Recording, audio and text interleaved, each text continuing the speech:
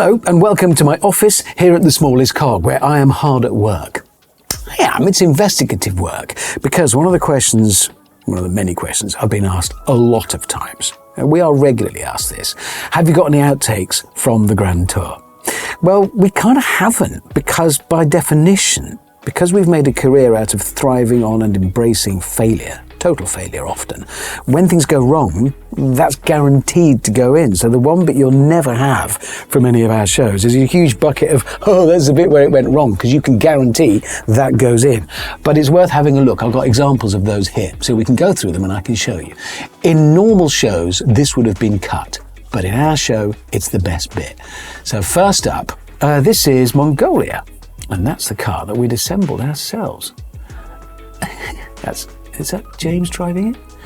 So we were all three dropped into the middle of Mongolia with a car in bits as a sort of a flat pack. The idea being, in an emergency situation, you could assemble the car and rescue yourselves. So we all three had to be in the car together and share the driving. Not good. James at this point has got it well and truly stuck. I'm a man who likes a bit of off-roading. I'm comfortable. This is my comfort zone I'm stepping into, as you will see. Yeah, there's an expert. Look, he knows what he's doing. Go on, Hammond. Just drive it up. Yep, it fell over. Yeah, I made that worse. Oh, right, now this is Namibia. That's my beach buggy. And we'd had to build like a death slide to suspend the cars from to get over some water to the finish line. And so, yeah, that's two fat old men talking, one of them drinking. And that's me waiting to set off. We had constructed this ourselves overnight using materials we found to hand, obviously. Oh God, it was scary actually. Oh, yes, it really was. I'd forgotten. Yeah, so far so good. Yeah, and then it inches along, so it's just lowering itself down. I mean, this should have worked. God, don't I look young? Oh, it's depressing. And this was, we thought, great. That looks really, it's a logical solution to the problem, how to get the car there. However, coming up is the moment when, if you've got a slide like that, but it's slightly loose and there's a weight on it, at some point it's going to balance out and reach the point where it isn't going downhill anymore. And when it isn't going downhill anymore, as you will see in a moment, it stops. And as will be witnessed, James and Jeremy had already done it and not died. But that's all. Well, we often have that as well because there's three of us.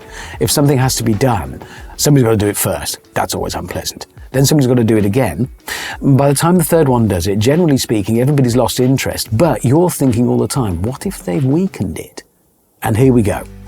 It had stretched the wires, and as a result, it was baggier when I did it. And as a result of that, I stalled there, suspended above the raging torrent in my beach buggy. Yeah, we really are idiots. You can see it lowering, it's sagging. They had actually ruined it. So that, you see, is an example of how in any other TV show that would have been cut out because it had gone wrong. In our case, it's treasured, it's the best bit. Right, where in the world next? For another example of how on our show, when things go wrong, they're going right for us. Oh, is that James in his Merc, in which case we're in Mozambique? It is. Yeah, right, so we've got a car full of fish. Long story, you had to be there. James sets off. He's turned it into a fish tank to keep his fish alive to transport. Jeremy and I very nearly wet myself because it's when he realised this hasn't worked. He was quite cross. Yeah, just what made it particularly good is we were setting off on a very long journey, and we obviously knew he's now set himself up for this constantly from mile after mile across Mozambique. This was my job. I was at work there. It's a day in the office. We are off to, I didn't put these together, so oh, hang on. Oh, that's the scales. So that's in Morocco, I'm thinking. My little MX-5. So it's a rather magnificent structure. This was to see who had the lightest car, we built a massive set of scales and we decided to weigh them using as weights, as counterweights, animals. You had to be there. It made sense to us on the day. So the cars were put on the scales and then we'd load up with whatever we could the other side to balance them out. However, as mine drove, was it when I was driving off? Oh, I think it was, that's right, because it all, oh yeah, this didn't half make me jump, here it comes. It pushed the scales away and then they all went up in the air and then I thought, I'm going to die again. Yeah, but that's a really good example of how any other TV show, they'd be, oh, that didn't work, right, let's fix it and we'll try again tomorrow. But because we've made a career out of embracing total failure, we knew that bit's gonna work. That's great. Hello, just a quick message. If you like this content, we've started a second channel called More DRIVETRIBE, where you can watch even more of what we get up to. Cars and that. The latest video we've put up is a behind the scenes look at building Richard's Subaru 530 horsepower engine. So subscribe to the link in the description below.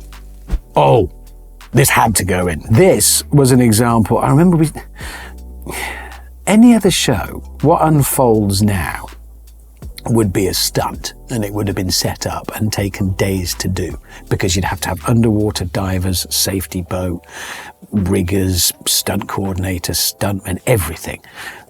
This just happened. Again, driven largely by in fact in this instance, my innate stupidity. So I've borrowed this fishing boat. Oh dear. So I'm now only, a bit of rope has got caught around my rollock. God, this surprised me. Anything to do with boats. And you see, I'm just going to play that again. Have you ever seen a dumber face anywhere on television than this? Here it comes. Ooh! Oh, there's no dignity in this at all. Right, that's when I realise, oh, if I twist the throttle, it goes wobbly. So what do I then do? Twist it harder. You couldn't have planned that. And if you can't, it's something like 11 seconds from turning that handle to the boat sinking. Gone. It just, we borrowed it from a fisherman. You'll notice as the others collapse in hysterics, I'm wearing a life jacket. I got out of the water by sort of walking and swimming to the shore. I couldn't get up onto this pontoon. I had to swim all the way out to the shore. And I did say to the crew, freezing, well, at least I was wearing my life jacket, at which point they all fell about laughing more because I hadn't inflated it. I thought it was one of those that when you hit the water, it goes straight away. You have to pull it, and I didn't pull it. So it was just more weight sinking me. Still got that jacket. Oh God, more boats. So it's going to go wrong. This is, I think it's Barbados, isn't it? Yeah, that's right. We were floating the cars out to make a reef because we are conservationists, as you know. But there's a boat involved, so brace for disaster. Again, not planned, but just... I was getting nervous at this point. I don't like water. I'm from Birmingham. It's a long way from the sea, so I'm out of there. I don't want to be on that. Yeah, and then it sank. Yeah, we shouldn't really be... We never learned that lesson. Yeah. Oh, this is this is in... can't remember where this is. Somewhere in the world where we were going to be... I didn't even want to do this. Trying to be parascending under parachutes. I don't know why. So I'm standing here unhappy, holding these. I don't want to do this. Jeremy's the same. Oh, this is going to be unpleasant. And then this is just the wind getting into his parachute. It takes off. It just wipes him out, wipes Jeremy out, and wipes me out. And then we decided, let's not do that. This isn't working for us. That was in Namibia. There was a lot. Jeremy got a bit of gravel rash from that. He wasn't very happy. And the final clip, oh, yeah, this I'd say this is the closest we've come to absolute disaster for all three of us, South China Seas. So Cambodia and Vietnam, we're in boats and we set off. I mean, anybody can tell you, don't go out in any boat, least of all our leaky old tubs that weren't working. This was genuinely very, very unpleasant. The boats were just not suited to it. I mean, look at that little thing James is in. Oh my God, that doesn't want to be out there, does it? Look at my little unhappy brummy face. Not having a nice time. We persevered for as long as we could until put the roof up to keep the spray off. It was just awful. We're not natural seafarers.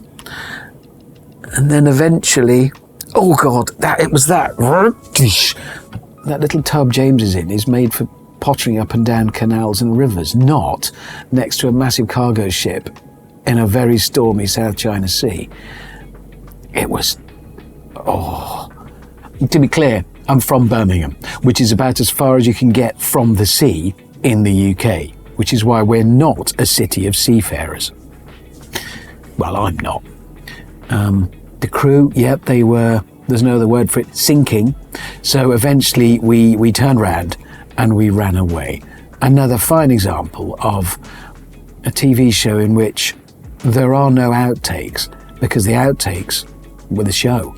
They were the bits you wanted to see, and they were the bits we wanted to show you. So we did.